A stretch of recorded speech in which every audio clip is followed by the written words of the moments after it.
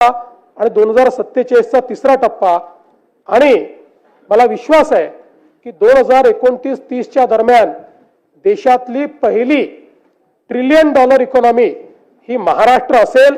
त्या दृष्टीने या ठिकाणी आपलं कार्य चाललंय। बसा, खाली बसा।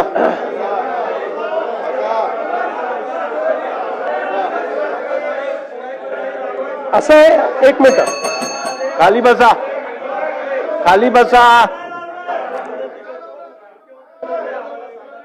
असं नाही चालत, सभागृहात असं काम नाही होत। अरे थांबा ना, मी आहे ना, थांबा जरा। अहो खाली बसा, असं काय करताय तुम्ही?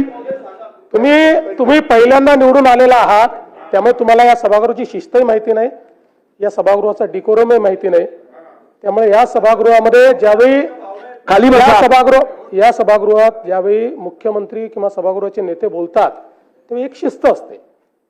आणि मी जर कंपॅरेटिव्ह सांगायला लागलो ना, मागच्या काळात विदर्भाला काय मिळालं आता काय मिळालं, तोंड दाखवायला जागा राहणार नाही। त्यामुळे प्रत्येक गोष्टीत राजकारण करायचं नाही, लक्षात ठेवा। अध्यक्ष महोदय,